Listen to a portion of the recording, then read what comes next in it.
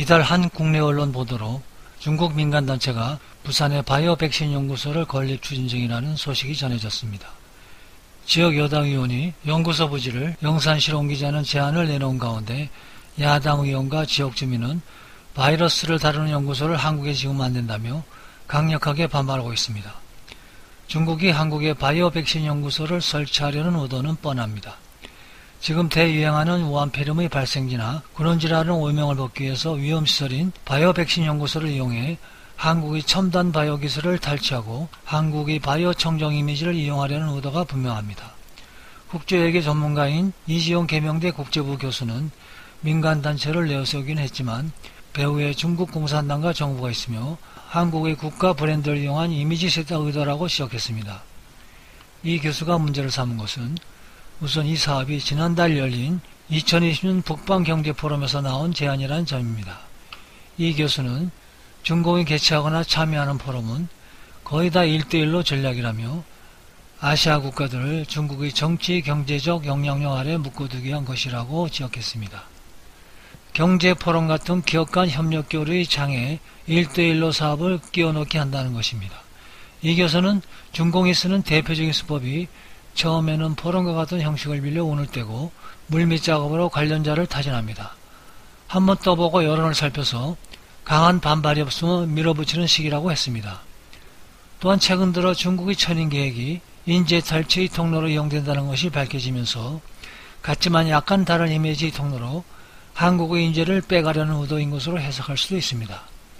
지금도 중국은 다른 나라에서 천인 계획으로 해외 인재와 연구 성과를 빼가고 있고 스파이까지 이용해 기술을 절도하고 있는 것으로 밝혀지고 있습니다. 그리고 제일 문제는 한국의 첨단 바이오 산업의 기술 유출도 문제입니다. 외국에서 이런 기술 유출은 주로 공자학원이라는 기관에서 이루어진 것으로 보도되고 있습니다. 중국어 중국문화 보급기관을 표방하는 공자학원은 중국의 국가한반이라는 기구에서 운영합니다. 그런데 국가한반은 소속이 통전부입니다.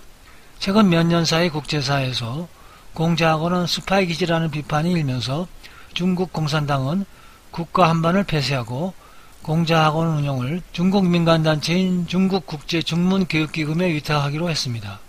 그러나 이 단체 고위 관계자들이 국가한반이나 통전부 간부들임이 드러나면서 간판만 바꿔단 꼴이라는 비판이 나옵니다. 그런데 이번에 중화연희회가 제안한 바이오 연구소도 그 배후가 중국 공산당이란 논란에 휘말리고 있습니다.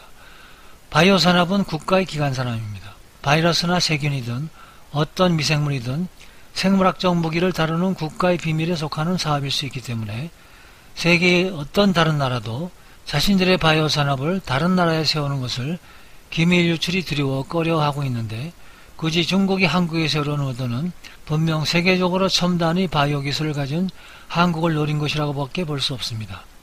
뿐만 아니라 이런 이유에도 자국 내에서 위험시설을 피하고 다른 나라에서 그런 시설을 세움으로써 자국민들이 위험한 바이러스나 세균에 노출되는 것을 피하기 위함이라고 할 수도 있습니다. 그리고 초기 바이러스 연구소를 부산 지역에 세운다는 문제가 지역 주민과 야당의 반발로 바이러스 연구소가 아니라 바이오 산업이라고 정정한 것을 보면 이 인간들은 정말 사악하다고 할 수밖에 없습니다. 근본적으로 바이오 산업이란 바이러스와 세균이나 다른 미생물을 이용해 백신이나 기타 면역체제를 만드는 산업인데 바이러스 연구소를 바이오 연구소라 하면 무엇이 달라지는지 모르겠습니다. 우리 국민들을 정말로 졸로 보고 눈 가리고 앙하는 것도 아니고 애들 장난도 아닌데 정말 유치하기 짝이 없습니다. 당초 해당 사건을 최초로 보도한 국내 언론과 전화통화에서 연구부지를 양산으로 제안했을 때 전 지역 여당 의원도 바이러스 연구소라고 했다가 이후 바이오 연구소라고 해명했던 적이 있었습니다. 그리고 더군다나 이번 바이오 연구소 역시 민간 차원의 협력 사업을 내세우고 있지만 실상은 당에서 하는 사업이라는 게 이 교수의 설명입니다. 중국에서는 엄밀한 의미에서 순수 민간 조직이나 민간 차원의 협력 사업은 없습니다. 간혹 민간 사업이라고 하는 경우도 사실상 당이 조직하고 당이 자금을 대고 당이 명령해서 진행하는 것입니다. 웬만한 중소기업 규모 이상은 다 공산당 소유입니다. 따라서 순수 민간 차원의 대외 교류라는 것이 없다는 것입니다. 중국 공산당이 8천억에 이르는 연구소 사업비 전액을 대는 연구소 건설을 부산 지역 사업가에게 제안한 중국 측 단체인 중국해외연희에 대해서도 단순한 민간단체가 아니라는 설명이 뒤따랐습니다. 이 교수는 중국연희회는 중국 공산당 통일전선공작부 산하기구라며 정부 차원에서 추진되던 사업이 문제시되면서 민간에 넘겼다는 식으로 형식적인 눈가림을 하기도 합니다. 이 교수는 미국과 서방 세계가 여러 분야에 대해서 중국에 대한 제재를 강화하면서 중국이 우회 전략을 쓰고 있다고 본다고 했습니다. 그는 국제적인 압력과 시선을 돌려보려는 것이라고 합니다. 한국은 자유민주주의 국가로서 인프라 기반을 갖추고 있습니다. 국제적으로도 좋은 이미지를 인정받고 있는 한국의 상징성을 이용해 국제사회에서 정당성을 확보하려는 의도로 생각된다고 전했습니다. 그러면서 지난해 중국 청상 강철이 국내업체와 합작법인을 세워 부산의 스테인레스 냉연 생산 공장을 지은 것과 중국 알루미늄 이익기업 밍타이가 전남 광양에 공장을 건설한 사례도 같은 전력일 가능성이 있다고 언급했습니다. 두 중국 기업이 포화 상태에 이른 한국에 진출한 것을 두고 지난해 업계 일각에서는 미국이 고관세를 피하기 위한 우회 수치라는 비난이 제기됐었습니다. 중국 기술이 들어간 제품을 한국산으로 둔갑시켜 미국은 물론 한국과 FTA를 체결한 국가로 수출할 수 있다는 점을 노렸다는 분석도 나왔습니다. 그러나 중국의 바이오 연구소 건설 제안에 대한 부정적인 시각만인 것도 아닙니다. 코로나19 백신 연구에 유리할 수 있다는 환영 분위기가 있는 것도 사실입니다. 그러나 중국이 이 분야에서는 우리보다 기술력이 낮으므로 같이 협력한다는 것 자체가 기술을 유출시키는 거나 다름없습니다. 이런 의도라면 차라리 앞선 미국이나 유럽과 같은 서방 선진국과 협력하는 것이 합리적이라는 견해도 나타났습니다. 이런 상황에서 중국이 사업비까지 부담해서 연구소를 설립한다면 우리 세금과 우리나라의 인재 노력이 들어간 연구 성과와 지식 재산권이 중국으로 넘어갈 수 있다고 했습니다. 그리고 제일 걱정이 되는 것은 연구소 관리와 운영을 할 수 있는 공산당 특유의 모자란 능력에 관한 문제입니다. 최근 2020년 8월 20일 중국 염화수소 대량 누출 사고가 발생했었습니다. 중국 수찬성의 한 화학 공장에서 물에 염산이 녹으면서 염화수소가 대량 누출되었습니다.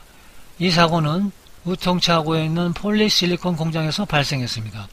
18일 대홍수로 인해 공장의 공업용수와 전기 공급이 차단되었고 독성물질을 정화 처리하는 공정의 가동이 불가능하여 발생된 사고로 밝혀지고 있습니다. 스크루버 시스템 가동이 어려워지자 오염물이 처리되지 못하고 그대로 대기로 방출된 것입니다. 염화수소 가스가 도시를 덮어 이 지역은 탈출하려는 자동차와 오토바이가 몰려 대혼잡이 빚어졌습니다. 염화수소는 상온에서 무색가스이지만 대기 중 수증기와 접촉하면 염산의 흰색 용기가 발생하여 눈피부 및 호흡기에 자극을 줄 수 있습니다. 그 당시 중국 당국은 이런 사실도 거의 연패하며 별 문제가 없다고 얼버무리기도 했습니다. 뿐만 아니라 2020년 9월 16일 중국 매체 펑파에 따르면 란저우시 위생건강위원회는 전날 공식 홈페이지를 통해 지난해 발생한 브루셀라병 집단 감염세에 대한 조사 결과를 발표했습니다.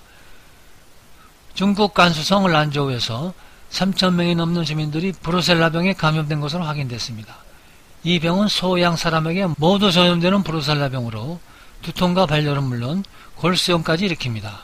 지난해 7월 26일부터 8월 20일까지 중무 란저우 생물제약 공장이 동물용 브루셀라 백신을 생산하면서 세항기간이 지난 소독제를 사용해 생산 장비 저장 탱크를 소독했으나 그 후 생산 발효시설에 나온 폐기물들이 제대로 살균되지 않았고 브루셀라균이 포함된 폐기물이 에어로솔 형태로 외부로 퍼졌다고 합니다. 백신 공장에서 퍼진 브루셀라균이 강한 바람을 타고 동장 남동쪽에 있던 란저우 동물연구소 쪽으로 확산됐다고 했습니다.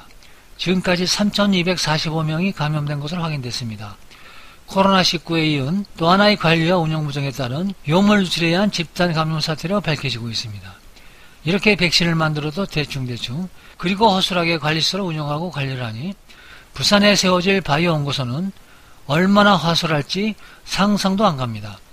안 봐도 비디오입니다. 만에 하나 중국 연구소의 실수로 또 한 번의 정체불명의 미생물 유출이 부산에서 일어난다면 부산은 물론 한국은 우한폐렴보다 더 무서운 세계적인 유행병의 발생지가 될 가능성이 있다는 것을 알아야 합니다.